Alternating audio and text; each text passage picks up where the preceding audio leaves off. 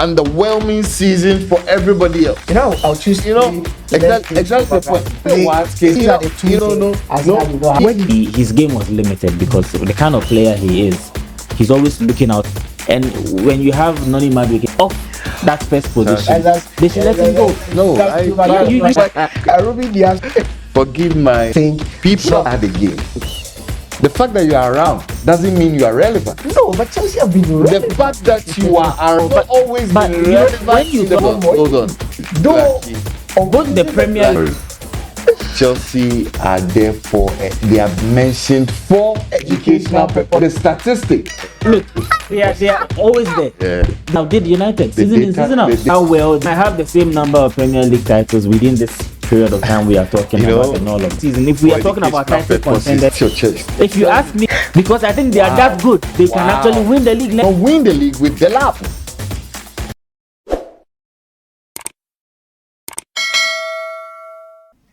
Welcome back to Sports 101, and it's the off-season edition of the show. We are back here to talk about the major news coming through this week in the world of sports. And obviously, one of the biggest news, as we are hearing, is Manchester United in the market for a striker. Not any other striker, but Benjamin Sesko, as well as Oli Watkins. So, my guys, we'll get into this story here. But, Sammy, yes. Kofi, United in the market for a striker, and clearly looks like they are looking at Benjamin Sesko. Yes. First of all, we all know that United need a striker. I've always talked about the fact that United need to get a proven striker, a proven goal scorer. Benjamin Sesko is one of the names that has been up in the news. At the same time, we can also look at it from the angle that he's also very young, and so there's a school of thought that says that why does United need to bring in Sesko when they have a player like Rasmus Højlund? He's also very young. Yeah. And so if you are bringing in a striker, you need to bring someone that is proven, someone that is very experienced, where a player like Højlund can understudy. So there's practically no difference between Højlund and Benjamin Sesko, but I think that Benjamin Sesko is an upgrade on Rasmus Højlund. You need a player that comes in with that physical presence, with a lot of finish quality when it comes to finishing. We saw him last season at Leipzig, and his numbers. I don't think he's a bad player. I think that getting a proven goal scorer in the transfer market at this point in time is something that is very, very difficult. Every top team has a top quality striker, and it's difficult getting somebody that is available in the market. Even when they are available, you look at the price tag and you look at United's financial situations, especially with the fact that they also need to sell. It's very difficult. So if you have to look at who is available that has quite some quality, I think he's the best name on the market at the moment, because Victor Gyökeres is gone. Victor Osimhen is gone. There's Sesko that is available. We talked about the one that's moved to Chelsea. Delap was he had a good season last season as well at Ipswich Town. And so if you look at who is available at the moment that has that quality, it is Benjamin Sesko. We've heard about Oli Watkins. I think he's a very good player, a very decent player. He has Premier League experience. He can do a good job at Man United. But if you ask me, I think United should be looking at a player like Benjamin Sesko. He's ahead of Oli Watkins. There are different dynamics here. He's younger. I think that's a major factor. Coming in, United don't need quick fixes at the moment. I think the new manager is trying to build something with a lot of young players that he can, infuse into his system.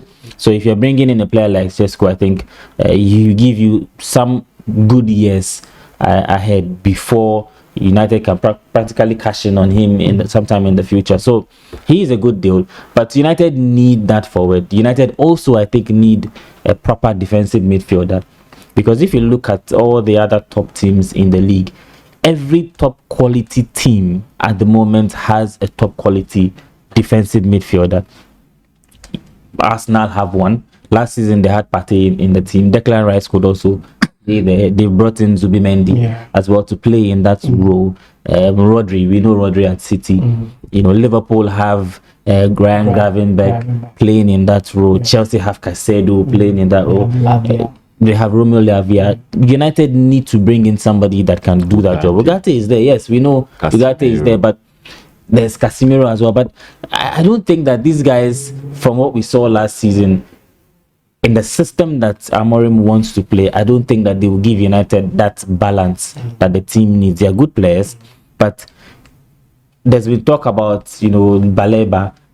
It's Baleba, right? That's the Baleba, the gentleman from Brighton and Hove Albion. Yes, I think he's one solid player that can fit into that role. And if you ask me, if United need to bring in just one signing, maybe as a result of financial constraints, either they bring in that striker or they bring in that defensive midfielder. I think United need that defensive midfielder more than they need a striker. Yes, I really think that United, if you have that one option to pick one option, whether to bring in a finisher or to bring in somebody in that holding midfield role that will do a solid job for the team, I think that's more of a priority for Man United. And if they can get a player like Baleba, look, there's Mbeumo in the team. He can play in that role. There's Zexi there. Even Højlund himself can have an improvement on last season if he has proper quality, you know, around him. There's Cunha in there. So I think if you have all these guys there and you don't have a solid base that would do that mopping up job for the team, then there's no point. So I'll be hoping United can get two quality players in those two roles. But if you are left to picking just one, I think that defensive midfield role is much more important than or Baleba is much more important than bringing in Sesko. Kofi, I mean, you've heard something even before. Probably you touch on the Sesko or Oli Watkins. If United had the option of, you know, going for just one player, you know, before the season starts or at the close of the transfer market, he believes that yes, United need a striker, but he would prefer defensive. United signing a defensive midfielder. Well, those are some quite strange thoughts from Sammy. Very strange. very strange. Yeah, very strange. I mean, I dare say, unlike him, yes, I mean, very strange thoughts. I mean, because you see, you mentioned all of these other names. You mentioned Rodri, you mentioned Gravenberch, you mentioned, oh, come on.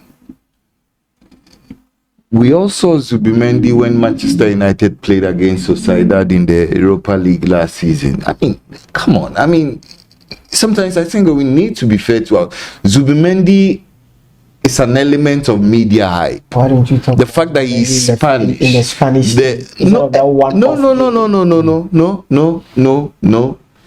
That is the problem we have created along the years, and oftentimes somebody jumps to the Spanish national teams where they operate based on a system. We've all seen this young boy Nico Williams who eventually had to snub Barcelona. I understand, told Barcelona plain in the face that they were not serious. We've seen Nico Williams play for the national team. We've seen him look like a world beater in the Spanish national team. But we've seen Nico Williams individually. I think that sometimes the problem that the trap that we find ourselves in is that we tend to look at the players more in a system than it is individual. I don't think Zubimendi is a good player. So genuinely, no. You cannot tell me that Zubimendi is any better than Ugarte or Casemiro, even at this age. So that is why I find it quite strange. Then you mention Baleba. Come on. I mean, you think the material you think that Sammy has put across, United have better materials than these players. Exactly the point. I mean, even Gravenberch, I do not rate him. I do not say I do not rate Gravenberch. I mean, come on. I mean, one of the top 20 DMs in the Premier League. You see, Liverpool had a serious big pass last season. They went under the radar, did their job, were the most efficient when everybody was killing themselves. They were steady. They stuck to their focus. I do not think that Gravenberch is top 10 material anywhere in the world. That I agree. Even Come on, I mean, so I won't put Gravenberch in there. I don't As a see, DM, I don't see, I don't But see how it is that. Maybe that's why we don't notice him, because he gets the job done. I think he's been solid for Liverpool. Yes, he got the job done in a relatively underwhelming season for everybody else. You know, I'll choose Lampia. Exactly the point. You know, to play. I would want to measure. I know this is probably a deviation of the median regards the conversation, but I would rather wait and watch Liverpool this season. I want to watch Liverpool and slots. We'll talk about Liverpool. I mean, when we are talking about back to the issues again. Obviously, being one of the two biggest teams in the world, Manchester United, that is undeniable. You understand? Being one of the two biggest teams in the world, Manchester United has always been associated with class, and I think that pursuing Benjamin Sesko. It's a follow-up on the tradition of Manchester United. You know, Manchester United have told people in private that if you look at Manchester United, there's a reason why some JC numbers are revered at Manchester United. Number 7, number 9, number 10, number 11. Because these are JC numbers that have been worn by people who have been legendary. I want to sit here and begin to mention the names of strikers who have played for Manchester United. Ole Gunnar Solskjaer, Dwight York, Teddy Sheringham, Ruud van Nistelrooy, Van Persie, a plethora of them. So you think Ole Watkins does not deserve to be Ole Watkins is leading the lines for Manchester United? I mean, because these are the two names that have been put out there. I think that I will agree with that school of thought that seeks to suggest that Manchester United over the last decade have not been run well football-wise. Because I think that since Woodward took over and then was virtually dictating the transfer activities of Manchester United on the transfer market, United have been woeful in terms of the personnel who have been recruited, in terms of the prizes that those personnel have been recruited for. I think United have deviated from what it is that made them stand out. You understand? So United have not dealt sufficiently well regards the transfer window over the last decade, and I think that this new administration is trying to refine the ills of just the past administration regards people who were directly involved in the transfer activities of Manchester United. I think that I look at Sir Jim and Ratcliffe and the people who are running Manchester United, they know their onions. You understand? Watkins, not a bad player. Over the last 3 seasons, there are not so many strikers who have double-digit goals and assists to their name. And Watkins, he plays for belongs Aston Villa. He belongs in Aston Villa is the top team. No, relatively in the traditions of England. But in the context of the Premier League. But you look at him, even last season. He was third to John I think no in the rankings of the strikers list. I think there was Isak, there was Haaland. As in terms of the pure number 9. Yes. Okay. There was Watkins, there was Haaland, there was Isak, and then there was Watkins. Good player, different profile. I think that with the kind of football that Manchester United seeks to play, they need number 9 of a certain repute and a certain build. You understand? And I've watched guys like Dogu, I've watched Ahmed Diallo, the kind of football the manager wants to play. There's a reason why Gyökeres has become so prominent in world football today, because of the kind of football that the manager sought to play. He likes his wings to be expanded, so you need somebody who is dominant enough in the box and who is virtually a fox in the box. So I mean, regards all of the quality that Watkins does have, I think that there are not so many of the boxes that he ticks in relation to the kind of football that the manager wants to play. That's why I think that it makes absolute sense, and I'm glad that Sammy went there. Sesko 22 has been in our faces for a long time. I mean, over 6 seasons in the German. Man, five, 4, 3 seasons. He's been there. He's somebody who scores a lot of goals. He has Champions League experience. He's somebody who has a presence in the box. You understand? Can score goals. Can score all manner of goals. You understand? So I think that it only makes a lot of sense that Manchester United, if they are going to spend money, they would spend it and spend it right. You know, there's a school of thought that believes that if you went there, if you look at the transfer policy of Manchester United this particular time around, they are looking at players who have that Premier League experience, who have that, can handle the pressure that comes with playing for Manchester United. Mbeumo has that Premier League experience. They went out there, they got him. Matthias Cunha, they went out there to get him. So if you need somebody to lead your lines, especially when definitely we know playing for Manchester United is not like playing for Arsenal or any of these clubs. It's a big deal no matter the problem United is going through. You don't want to drop in a player who does not have that experience and who cannot handle the pressure.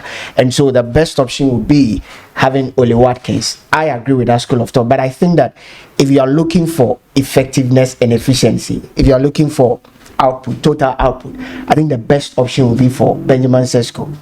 Like we're having a discussion of he's just made in the shape and in the mode of Erling Haaland. Very athletic, very quick, very strong in the box as well, and also very good in the air.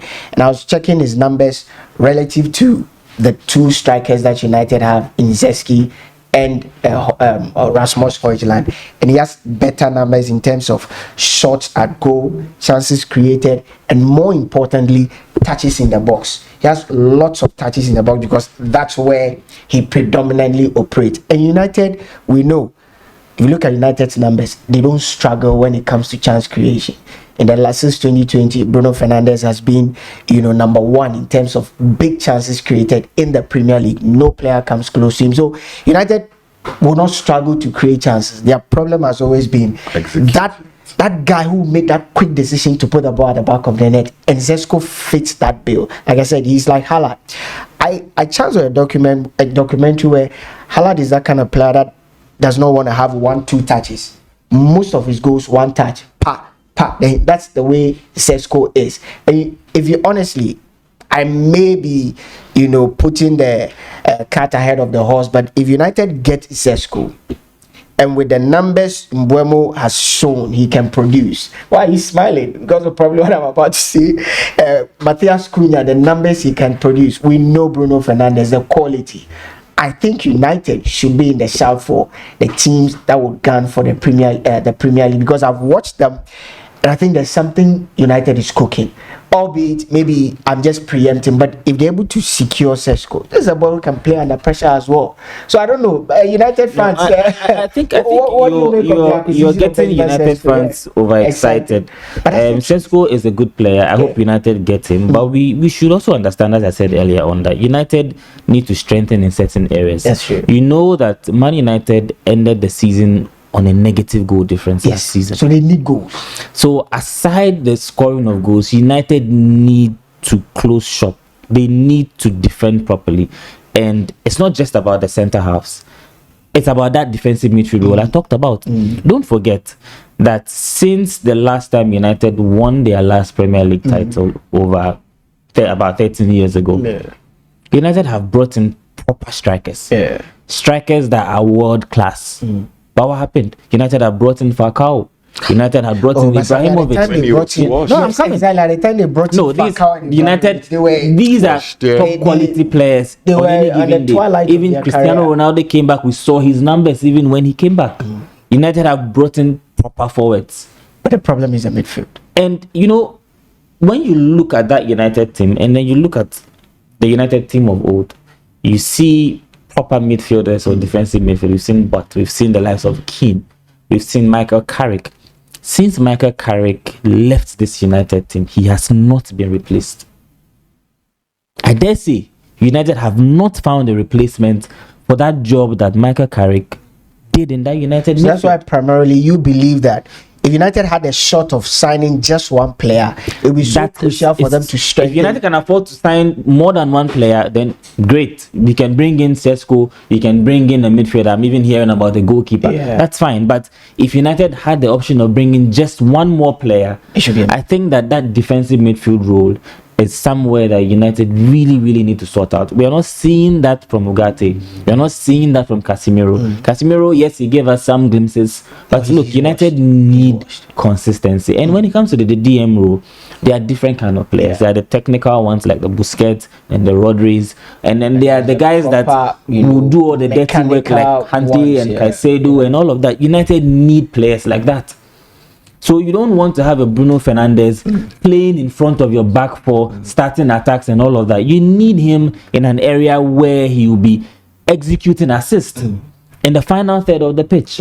So I think that, look, United can bring in the best strikers in the world. If you're scoring goals and you're still leaking goals, then I don't see what difference it makes. Anyway, the listeners and those watching us, this is Sports 101. Again, if you're on YouTube, just make sure you subscribe to the channel Sport 101. We're talking about Manchester United's, the report out there that they are interested in Benjamin Sesko and Oli Watkins, and it looks like it's a unanimous decision. If United want a striker, it should be Oli Watkins. Let us know your thoughts in the comment section. But guys, we cannot talk about. It should be Benjamin Sesko. It should be Benjamin Sesko. Yes. We cannot talk about Sesko without looking at what is happening with Newcastle, because as we speak, Newcastle are in discussion with RB Leipzig, and it looks like they've not given the go ahead to Liverpool to actually put in a bid. That's why Liverpool have not put in. As for personal terms, we know it has been agreed with Isak. He wants to move, but I have this stance, and I told you about it. If I were Newcastle, I wouldn't worry about going for Sesko. I have Isak. He knows there's a World Cup next year. He needs to play to stay consistent and fit for his country, Sweden, because obviously Gyökeres will play and stay consistent, and would put in the goals as he plays for Arsenal. So if Newcastle decide to be a bit tough with him, he would have to rescind the decision of trying to play hardball and play. So forget, he has 3 years remaining on his contract, and so Newcastle can afford to pay you your money, and you still stay on the bench if you don't want to play for us. So, Sami and Kofitali, what should Newcastle do? Sell him to Liverpool? Let's go for a striker, or take a hard stance. Listen, no, there's a lot we want to do with you. We are not letting you go. Well, I do not believe that they will let Isak go in this transfer. They will let him go. I don't believe. I wish they don't. I do not believe that they will let Isak go. Probably they would look at having some sort of gentleman agreement with him, play for one more season. If we are able to hit that. People forget that we are dealing with potentially the richest club in the world. I mean, that is who Newcastle are. You understand? So I think that he will not be sold to Liverpool, because from all the indications, they are not open to accepting that bid, because they've not reached any form of agreement. Well, if that happens, then it makes it easier for Man United to because sign Sesko. Exactly, Sesko. Even with that, why would they sell him? They don't have a striker even with that. That's why they've not even opened any form of I think that Newcastle are flexible enough to sign Sesko even when Isak is around. I do not know the exact calibration of where they stand on the PSR sustainability rules thing, but I think that they have the financial. I think that they have enough room for the PSR. They do have enough to sign Sesko even when Isak is around. I mean, you can make the two of them play for a season. And Isak is even more dynamic. Exactly the point. So Isak can play from either of the wings. True. I mean, so I do not think that's an issue that is too much of a bother here. The two parties just need to agree on which is the best solution for the two of them going forward, and I think that we will come to a consensus regards these two issues. I still think that Isak could be a Newcastle player. Kofi is very confident with this whole Isak Newcastle Liverpool triangle drama. Are you that confident? I think that Liverpool will still sign. And that brings us to the Luis Diaz transfer to Bayern Munich. Liverpool, I think, would have to replace him. That's true. Liverpool, I don't know, bringing in Isak, how they are going to, combine that with Ekitike already coming in for big money, because you don't sign or spend that amount of money on a player just to put him on the bench. Yeah. If Isak comes in, he won't come for cheap. So I don't know what exactly Liverpool are trying to do here, but I think Liverpool will still make another signing before the end of the transfer. Luis Diaz has moved to Bayern Munich. I think it's a good deal for Bayern. Liverpool have made some money. Yeah. They've made about 65 million pounds. Exactly. Yeah. So it's money that is available for them to be by virtue of them winning the Premier League, that's 300 million pounds. Yes. Plus Champions League money as well. So and we need to understand the fact that Liverpool have not spent so much money in recent times. Yeah. They've bid their time, they've taken their time with rebuilding, and now they are splashing the cash. One thing I can say is that Liverpool will not spend as much as they've spent now next transfer window. No, obviously. They wouldn't do that, whether in January, whether at the end of next season. I think it will take a little while before Liverpool do spend as much as they're spending now. And if I'm looking at it from the footballing aspect, it might sound controversial, but I think that I don't see Liverpool winning the league. I think Liverpool, even if they get Isak. Hey, Sammy. Look, I think they will win it because they are City are in a rebuilding phase. United are trying to rebuild. There are different dynamics here. Arsenal, I don't trust them because of the mentality they've had. Let me explain. There are different dynamics here. Yeah. Now, when teams win the league or are trying to win the league, you find certain loopholes and then you fix. City did that. United did that with just one signing, Van Persie. I think Arsenal are looking to do that with the signing of Gyökeres. That's something that cost Arsenal last season. Now Liverpool have won the league with a certain crop of players. If you look at the 11 of Liverpool last season and the 11 they are going into this season with, now there is Jeremy Frimpong coming into the team. We might just see McGahey as well coming into this Liverpool side. There's already Gyökeres. There's Mamashidaveli. That is already 2 or 3 changes in the back line. You go forward, you see there's Florian Wirtz, there's Ekitike. If whoever comes in to replace Diaz, if it's Rodrigo, if it's Isak that comes in. So we are potentially looking at a Liverpool side that will probably have about 4 to 5 changes to their lineup that won the league last season. Interesting. Now, they could be good players, but playing together as a team, that telepathy is another totally different conversation altogether. In as much as you have the system, you have a coach and all of that, if Liverpool make as much as 5 changes to their lineup that won the league with them last season, rather than integrating some of these players gradually, wholesale changes have their own effect. These effects can be negative. It doesn't mean that they are bad players, but in the Premier League, you don't have time to make up for points lost. So they might need some time to adapt. They might draw certain games here and there, and then by December the team picks up. By the time you pick up, you're probably about 10 points behind City. And not forgetting Chelsea. I think Chelsea are one of the dark horses for the Premier League title next season. So Liverpool can make all the signings they want to make.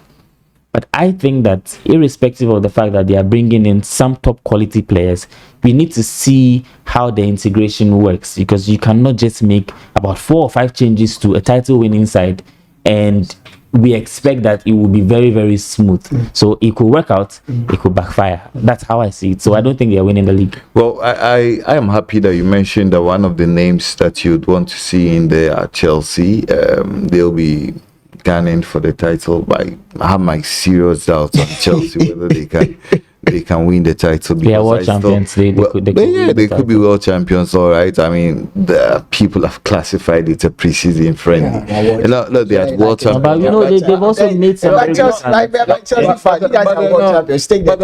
point is simple. I think that they are still lightweight in some departments. I still think that they are lightweight in their striking department. I mean, speaking of which, a team that cannot afford to make the excuses that they have made over the last 3-4 seasons has to be Arsenal. everybody knows there's a well-documented script on why Arsenal's previous title challenges have fizzled in the very serious part of the season. They have their man now, Gyökeres is in now. Arsenal do not have any excuse whatsoever Why not to be winning trophies. No. Arsenal do not have any. But they actually do not have any. No, but is Gyökeres coming with the Premier League on his head? Come on. I mean, anything he's can the happen. missing piece of in that the course of puzzle. the season. No, I say that because I think that, I mean, the problems of Arsenal is well documented. Everybody knows that they've always needed that number 9 who can get them 20 plus goals, league goals a season. And Gyökeres, if the transfer values and if all of the trend analysis being ascribed to his name, not just as Sporting in the Champions, we saw him demolish Manchester City in the Champions League. You understand? So if the man whose reputation goes before his name is anything to go by, Arsenal do have themselves a world beater in that category. And we've spoken about Arsenal 2-3 seasons ago. They are the best defense in the league. They are still one of the teams that has the best defense in the league. They have arguably one of the best midfields in the league. You understand? So now everything is throw in Gyökeres parameter, and Mikel Arteta does not have any excuse. It's the Premier League now or be fired. You know this thing about with Gyökeres, Arsenal should win the title. Like Kofi said, there's no excuse, and he's not the only one who shares in that narrative. You also believe that a couple of other Arsenal fans have heard, but I think that can only happen if Arsenal, for a while now, if you look at how Arsenal play, they've not really played with a target man in mind. So even when Gyökeres Jesus plays, they don't play with him in their mind as he's our target man, and that's one thing that has worried them. Obviously, Saka will give you those double numbers. Odegaard will give you those double figures. Martinelli will do the same likewise, but I think with Gyökeres in there, if Arsenal want to harness the best out of him, if Arsenal want to, like in Kofi's words, win the Premier League title, albeit with him as their lead man, all the guys, whether from midfield to the forward line, should play with one mindset. We have a target man, like what City did when Haaland came to City. City have a lot of players who score a lot of goals, but the season Haaland came, everybody knew that we had a target man. That's why you look at the goals he scored, 50 plus in the Premier League. So that should be the mindset of Saka. When he gets the ball, he should look out for Gyökeres. When Martinelli gets the ball, he shouldn't be looking for individual glory. If the player in question knows that my team is playing for me, he'll also have a certain level of confidence to know that I need to bang in the goals. Because like Kofi said, imagine Gyökeres puts up 25 league goals in the Premier League. Let Saka, Martinelli, Odegaard give you those 10, 9. Arsenal might just, albeit you guys all agree, win the Premier League. If they don't play for him, for me, that would be the Achilles heel. If they if they have it at the back, we just have another. No, but like they will not buy a Range Rover and hide it in their garage.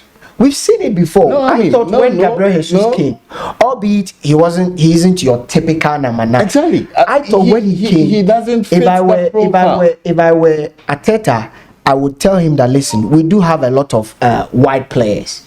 We don't need you as part of the wide players. We want to play you as a 9. Because with his experience at City, he could have easily slotted. No, and he would have played. But they didn't. He also decided to play him out and became another wide player. No, I do not. So for me, if Arsenal want to succeed, they should play for Gyökeres. Everybody, Saka, Martinelli, Odegaard, Zubimendi. Every system or whatever Arteta decides to craft this season, it should be with one goal in mind. We are playing to get Gyökeres to put the ball at the back of the net. I mean, does Arsenal get Arteta out of the door if he does not deliver the Premier League title this season? Oh yes, I think if by December Arsenal are not even in title contention, he should be out. That's too harsh. I think Arsenal bringing in Gyökeres makes them very dynamic. It makes the team more flexible. It gives them a lot more options. True. when you watch a player like Odegaard last season, his game was limited because the kind of player he is, he's always looking out for the run of a forward, the run of that forward. And so when he has to make about 2 touches, he ends up making about 3 or 4 touches because then he's always thinking about the next move. But there's not that immediate move from that number 9 where he has to give that assist or give that through ball. So now Arsenal have a proper number 9. It gives them other options. I think it's a bonus for them because they've already played in a certain way with Kai Havertz and then Gabriel Jesus. And so if you have a number 9 coming in, it gives you added options. I don't think it's about playing for him necessarily, but it just gives the other defensive side something else to think about. And when you have Noni Madueke coming into the side, we might even see Eberechi Eze joining Arsenal. It gives them a lot of attacking options. So it's not just limited to Victor Gyökeres, but he is the main piece of that puzzle at Arsenal, because if you have that focal point, he might not even be getting all the goals, but he might be that distraction that would take defenders off players like Bukayo Saka and then Noni Madueke or Leandro Trossard and all of those guys, and creating spaces for them. So it depends on how Arteta, talking about Kai Havertz. Yes, Kai Havertz. It depends on how the manager chooses to play him. It depends on the tactics he employs, how he reads the game. And that's why I agree with Kofi. I don't even think Arsenal should wait till the end of the season. If Arsenal is not in that type of contention by Christmas, if they are just some points off that first position, they should let him go. He's been given a lot. Yes, he's been given a lot of time, a lot of money to spend. This is the 7th season. He cannot keep experimenting. But it's crazy. Year at Arsenal. 7th year, Pep Guardiola spent 9 years, won the Premier League. I mean, 6 times. That did 4 in a row. I think has he has a COVID FA Cup. No. So and he didn't even start that season with Arsenal. So look, I think Arsenal shouldn't waste a lot of time if by mid-season Arteta is not pulling his weight. He needs to go. Fire him. Then the world will do Arsenal standards. Lately, Sabi's some shots. Arsenal fans, what do you make of Sabi's comment by what, December? By December, if Arsenal are not, if they are not in that title, if they are too far away, if they are too far off, the potential number 1 winners, they should fire him. Whoa. Let us know in the comment section what you think of what Sami and Kofi have said. I think that would be too harsh. Maybe I'm being a bit defensive and I'm sitting on the fence, but we want to know from you in the comment section on YouTube, Sports 101. Again, if you've not subscribed, make sure you do subscribe. But Kofi, before we probably wrap up on this transfer thing and all of that, Sami spoke about Ruben Dias to Bayern Munich. For me, it looks like Bayern have already won the league, because Leverkusen have lost one of their best players. They've lost Frimpong. They've lost another centre back in Tau. It looks like Bayern have won the league already, but Eric Ten Hag. Eric Ten Hag also, it looks always the new thing altogether. But Ruben Dias to Bayern Munich, as well as Luis Diaz. I keep these two players. I keep confusing their names. Luis Diaz to Bayern Munich. That's like Chelsea. David Simmons. It looks like Chelsea might just get the RB Leipzig player. You have talked about duplicity of roles and all of that. Is this one of those things? Chelsea are one of the teams I do not like to talk about. But I know Sami loves to talk about. Yeah, I do not like to talk about. I do not like to talk about because I think they have a confused fan base. When you like to speak the truth to them, they are all over the place. And why is Sami smiling at me? Forgive my brute frankness, but I do not know what it is that Chelsea are doing. Honestly, I don't. Don't you think people have suggested? No, I think it's like that magic spark Chelsea need in that creative space, that attacking role. Simons again. Oh, he's not a better player. He's not a better player than from Barcelona. Hold on. He's not a better player than Cole Palmer, not by any stretch of imagination. So if you are talking about magic wands, who needs two dwarfs in their lives. No, maybe Chelsea are playing in 4 competitions next season, so they need a big squad. No, hold on. You know they've lost non-Madueke. So obviously, Chelsea need to replace players. You people like to over-glorify the situation. Chelsea are playing in 4 different competitions since creation. Yeah. And since the coming in of Abramovich, Chelsea have won just 6 league trophies. Sure. I might sound too simplistic, but they have never been a factor in the Premier League. Oh, Sammy, Chelsea have always been a factor in the Premier League. Since they Chelsea have always been a factor in the Premier League. Come on. Chelsea have always been a factor. You see, you people are playing the Klopp Pep card again. The fact that you are around doesn't mean you are relevant. No, but Chelsea have been relevant. The fact that you are around doesn't mean you are relevant. Because the figures and the statistics do not match with your theory. They have always been around. But they have 6 Premier League trophies. How do you do the math? So they have not always been relevant when you put it in that context and say you'll be very the emergence of Chelsea under Abramovich, they have only 6 Premier League titles. Yes. During that period, how many league titles United have? Hold on. How many league titles United have in that period? In that period, hold on. There has been an attempt to say that Manchester United are sleeping dogs. But they've not been relevant in the last 15 years or 1 decade. Fantastic. I think you make a solid point. But in the era where Chelsea supposedly are dominant, they have not won more Premier League trophies than Manchester United. No, but Sammy is saying that. That is why I am saying that even in this era, Chelsea have not been relevant, because there is a picture being painted out there that Manchester United are not relevant. But in the era where Chelsea was supposed to be that dominant figure, they have not won more Premier League trophies than Manchester United. Since 2003, relatively, because it was 2002. They have won the same number of APL trophies like Manchester United. But you see, it's not necessarily about just the Premier League. You made mention of relevance. Now you are looking for leeway. No. Because we are talking about the Premier League year. I don't think that we are talking about the Premier League year. 2003, you can. A Premier League season is about to start.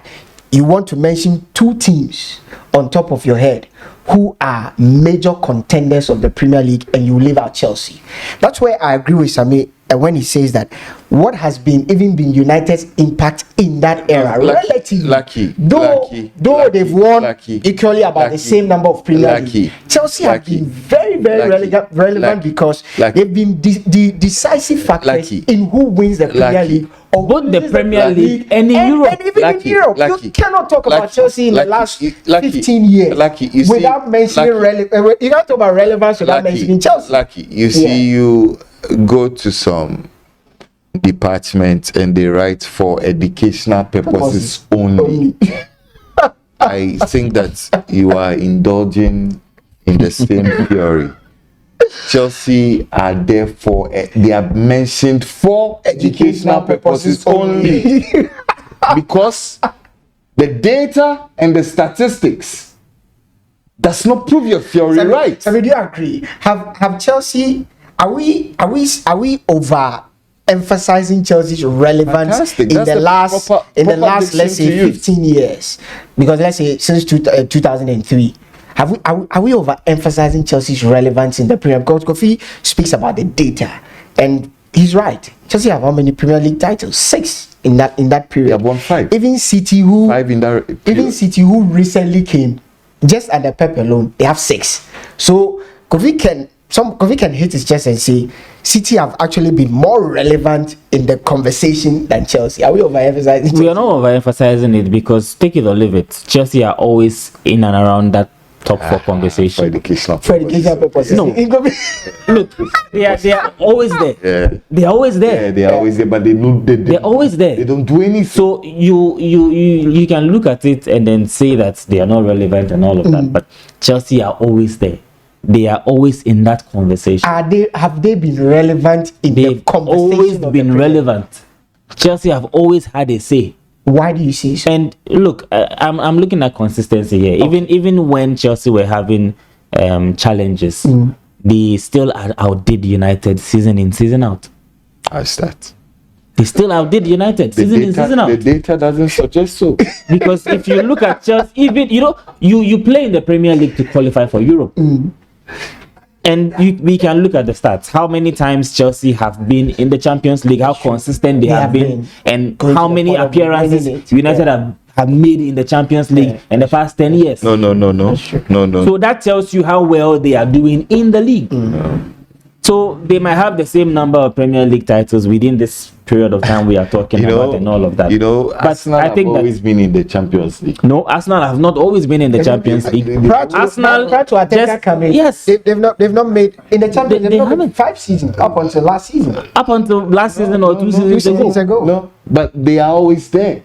Arsenal are not don't do always there. anything. They haven't always been there. He's talking about. It's not just about They don't adding up do to the numbers. anything. He's talking about like the relevance of you being there. Yes, like you can be saying there, but how relevant Liverpool's and important are you? That's why it's a table. Someone obviously finishes ahead of another person. And so at the end of the day, Chelsea have had better performances in the Premier League Relatively than United. Yes. I think that honestly, They've always finished above United. You can't say the other. I don't agree. So they are more relevant because look, going into this season, if we For are talking about educational title purposes contenders, only. we are looking at what teams are going to finish in the top 4 next season. Chelsea are in that conversation. Are United in that conversation? No. Can you hit your chest? If you ask me, can Chelsea finish in the top 4? No, I would say Chelsea will finish in the top 3. If you ask me, can United finish in the top 4? I will be confused as to whether United can finish in the top 8. Can you hit your chest? Sammy, can you hit your chest and tell us that Chelsea are going to win the league next I can hit my chest and say that yes, Chelsea can win the league. Wow. Because I think they are that good. They can actually win the league next season. Wow. But can United finish in the top 4? With Delap? Exactly. You don't win the league with Delap. Look, we've seen. We don't win the league with We've Delap. seen Chelsea. You do not with win Delap the league and with João Delap. Pedro and these guys But you coming win the in. league with Mbeumo, Cunha, and maybe Sesko or Watkins. Look, Chelsea are in that conversation. They are always in that No, conversation. but I am telling you, you do not win the league with Delap. Boy, oh boy. That's what you get with Sports 101. And for this, I really need your take, and we need your take on this. Do you think that we have overemphasized Chelsea's relevance in the context of the Premier League in the last, let's say, 15 years? Maybe you can stretch it back since Chelsea's emergence. 22 years. Have you overemphasized Chelsea's relevance? Some believes that, listen, you cannot talk about the Premier League without mentioning Chelsea. Kofi believes that, yes, they've been there, but when it comes to relevance, they've not. Let us know your thoughts on this particular conversation in the comment section. Also, make sure you follow us on all social media platforms. On Facebook is Sport10ONE. On TikTok is Sport101. On Twitter is Sport101. My name is Lucky. I've been doing this with Sammy and Kofi. And hey, this is Sport 101.